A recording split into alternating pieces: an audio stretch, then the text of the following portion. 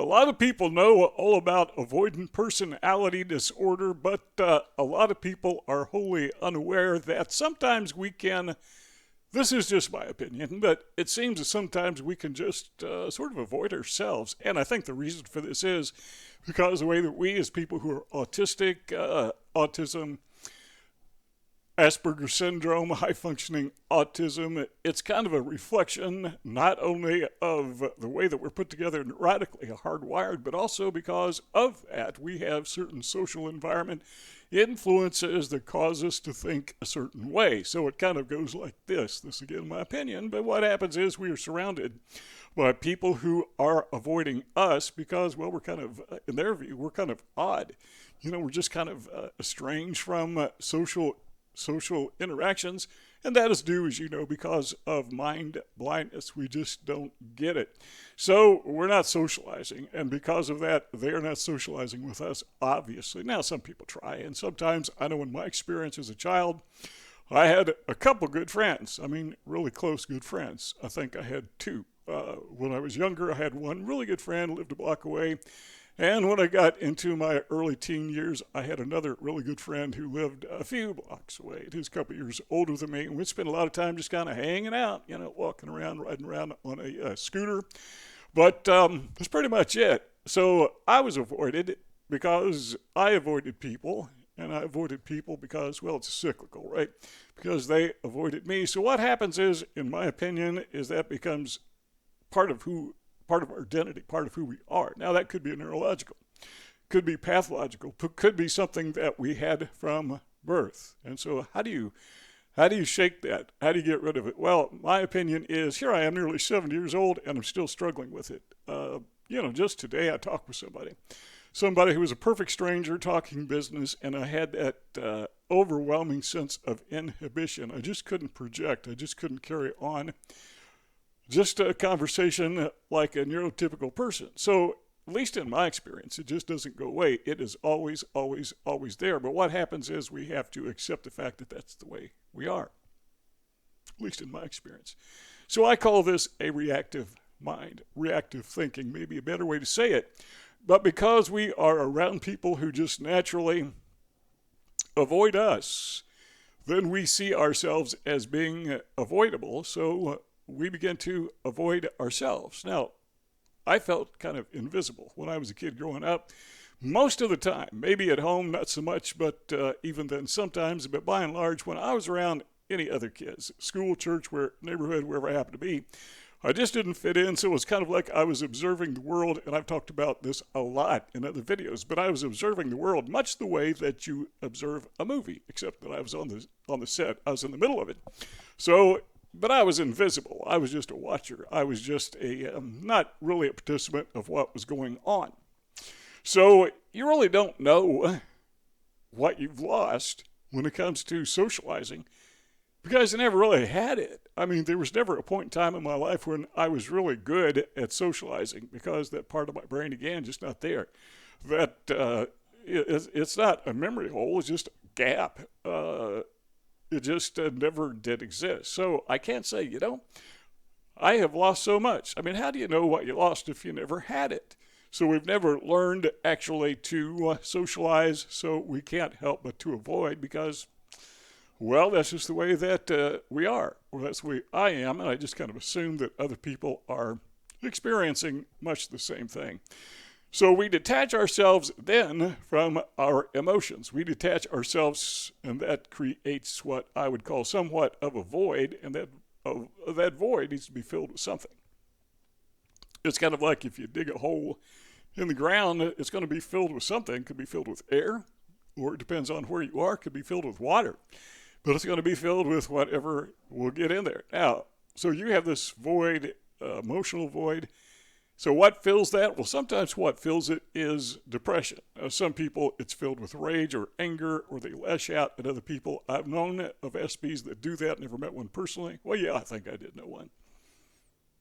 But there seems to be a disproportionate number of people with Asperger syndrome, high-functioning autism. Yeah, I know a lot of people don't like those terms, but they're useful, so we still use them. I still use them. A lot of people still use them. So we fill that void a lot of us with depression, that's really not a good thing. I mean, what is positive about depression? So here's what seems to be happening. They reject us, and so we reject ourselves. They avoid us, so we avoid ourselves. It's kind of like nature created us, and this is kind of faulty thinking.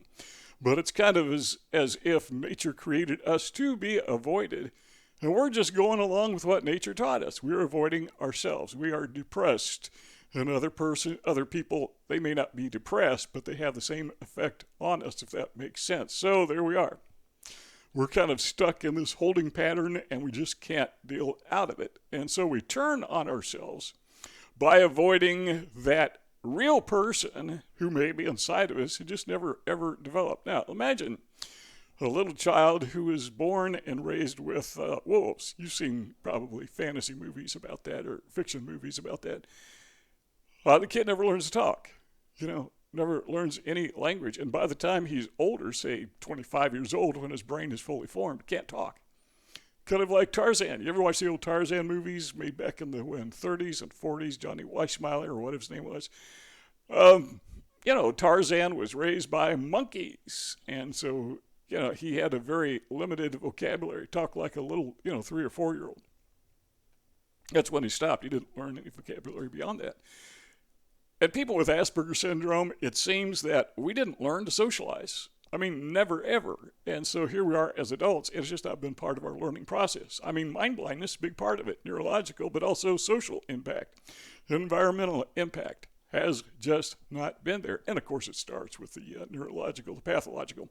So we tend to turn on ourselves by avoiding, again, that real person who is somewhere deep down inside us. I assume, I guess that person is there. Maybe not. Maybe he never ever existed from the beginning. Now, there's another problem that comes along with this. When we are avoiding ourselves, that's the way that I think of this, is we don't have any real support. For example, we would maybe rather live in a world of self-appointed therapists who evaluate us as flawed, because that is what we seem to be accustomed to. But when you stop and think about it, what do we have to prove to people? Well, actually, nothing. I mean, if we're not going to socialize anyhow, why do we need to prove something to these people? Which is just about everybody, neurotypical people. I come up with an answer real quick. You got to be able to socialize to have an income. How are you going to hold down a job without an income? Now, I can tell you through my life, I'm pushing 70 years old. A few months, I'll be 70. So over these decades, I think the longest I ever held a typical job, where you punch in, punch out, 9 to 5, whatever. The longest I ever held a real job was 6 months, because I do my job well, but I was just kind of bumped out, pushed out, because you just couldn't click, you couldn't socialize. It just wasn't there. It's really weird. Now, there are neurological, psychological terms for that where you just can't connect with some people. And it transcends mind blindness, but sometimes just specific individuals, you just can't connect with those people. You can try to, you want to, but like I said earlier today, I was talking with someone about business, and I could talk to him.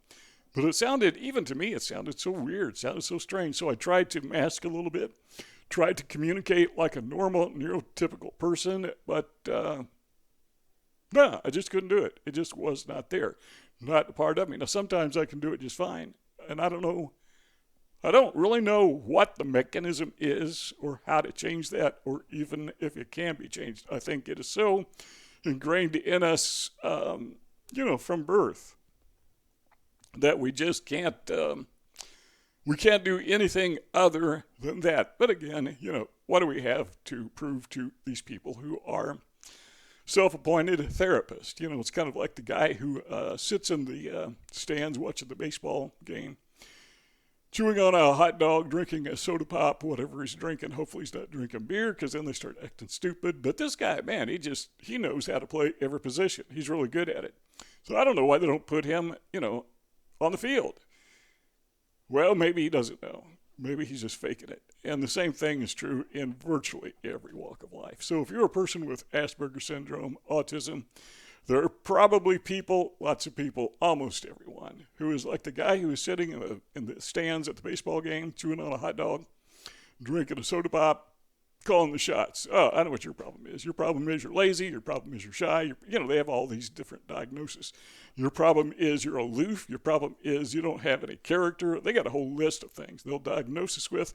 So really, the only person I can't say that I don't care what they think, not in that sense, but I should say it this way, the only people that I take seriously are well-trained therapists. And even some of those people are suspect because even therapists have some bizarre underpinnings of ideology. The colors or shades their perspective. So what we need to do is we need to simply accept, this is my opinion, accept ourselves the way we are, and there is something compared to neurotypical people that is wrong with us. Okay, just different, but they don't see it as different. They see it typically as a flaw, and that's really frustrating. When you're going through those times in life when you need, like we talked about earlier, having a job, when you need social interaction. For me, the toughest time really wasn't high school as it is with most Aspies, but for me, probably the most difficult time was the few years I wasted in college where I majored in nepotism 101. And those early years when I was trying to hold down a job to feed my family and absolutely positively could not do it. I could do the work, I just couldn't socialize. So, yeah, it's a problem. So I still have to accept myself the way that I am, and that's the way I am. That's the way we are. Can we get help? Yeah, a qualified therapist probably can. But still, the scar remains. Now, a few years ago, I had surgery. There's something about being in your 50s, you start falling apart. So I had heart surgery, out taking a hike in a state park, and my heart just stopped. It wasn't a heart attack, it just stopped. And I didn't die, it's kind of obvious, but I just passed out. Now, fortunately, I was on a hike, and I decided, there's an office nearby, so I'm going to stop by the office here, the park office, and get a drink of water, because, I'm tired. I've been walking for over an hour. So it just, by coincidence, I happened to be on my way into the office to get a drink of water on the sidewalk, right smack in front of the office when my heart stopped. And obviously somebody found me. Now, had that happened a few minutes earlier when I was on the trail, probably, the coyotes or hyenas or whatever's in the woods may have found me before anyone else did. I don't know. But, it didn't happen, so I don't know. But the point of all that is, I've got a scar on my chest. I'm not going to show it to you because it's gross. And I have another scar I will show you. That's this little indentation on the side of my head. That's because I fell off a ladder, that caused hematoma, subdural hematoma. So I had bleeding on the brain. That's the way most people say it. So they put me on a helicopter, flied me to have emergency surgery, went to a coma, and the outcome is I got a hole in my head. Someone says, you got a hole in your head? Yeah, it's right there. So, there it is. It's there for life. It's not going to go away. I suppose you could have surgery to remove it, or replace it rather, or repair it, but I don't care. Doesn't seem to bother me, doesn't seem to bother anyone else, so why do it? Well, with the outcome of being an Aspie, we have what other people would view as abnormalities or anomalies, things that are different. We may think of them as kind of like scars, except they're there from, they're prenatal. So we've had them forever. They're not going to go away. We can deal with them. They can deal with them, or they can't. This is my perspective. And I try my best to get along with folks, and usually I can do it, but socializing, no, that's not going to happen. That's just totally, absolutely, positively out of the question. And I can't be around any group of people ever without being drubbed out. I mean, if I'm trying to be in a group, eventually, somehow, somewhere, some way, I'll be drubbed out. Other people call that being ditched. I mean, one time I was literally ditched. I mean, they just drove away, left me standing on the side of the road. I guess I just didn't, I got the message. People trying to teach you a lesson. I don't know what lesson they're trying to teach me. The only lesson I learned was, you don't hang around with groups, because if you do, they'll drive off and leave you. Another lesson I learned is don't get in a car when someone else is driving. You drive or don't go. Otherwise, people, they don't understand you. So we learn to accept ourselves. Now, we are accepting ourselves, but we are also leaving ourselves in the sense that we are avoiding ourselves because we may not like who we are because that's what we were taught as a child. So that child is very much prevalent, very much real within us, even as we speak. Now, there's a verse in the Bible that says something to the effect that when I was a child, I thought as a child, and now that I'm older, I don't think like a child anymore. But still, the effect and the influence of our childhood and how we were treated remains with us. Now, here's the weird spin on this. And we're going to wind up with this, but the weird spin is not a whole lot has changed. You know, the way that the other kids treated you when you were young, they still do it. You know, they just big. And when I was a kid, I thought, it'd be cool when I grow up. And I can live with adults who won't treat me like this. Because when you're a kid, adults, even though they can too be very abusive, and same thing like kids. But by and large, most adults treated you with, they treated you like a kid because, you were dependent. And so they treated you with, I don't want to say respect, but they treated you as if they were a little more caring. They had that parental instinct, I guess, adults. They're adults, you're kids, so they have the sense that they need to take care of you. So you think, okay, adults, they're caring people. So when I get to be adult, I'll be around caring people. Nah, that doesn't work that way. At least that's not been my experience. My experience is, those kids on the playground who wouldn't play with you, or those kids in the lunchroom who wouldn't talk with you, they're still kids. They're just big. They're just older. They got a few years on them, a few decades on them, but they still react to you the same way they always did. But does that mean that because they are avoiding me that I have to avoid myself? I mean, that's what I learned when I was a kid. That's what I grew up with. And the answer is no, I don't have to avoid myself. We do not have to avoid ourselves. We can accept ourselves the way we are. We don't have to dislike ourselves just because other people may dislike us. What we can do is we can be the real us, even if other people reject us, or some people, not everyone does. But just accept life the way that it is and take a look at the landscape. Here's what I need to avoid. If there is no bridge, the bridge is out. How do you cross the river? Well, find a way. Other people may have a boat. I don't have a boat. So I got to find a different way across the river. I don't have a socializing skill, so most other people do. But I need to find another way to get around, and that's how we live. So the point of all of that last 15 minutes is this. We need to not avoid ourselves simply because other people avoid us. There are 2 rectangles on the screen. Let's keep talking if you want. All you got to do is click one of those rectangles, and the conversation will continue. But if not, thanks for stopping by, and we'll see y'all next time.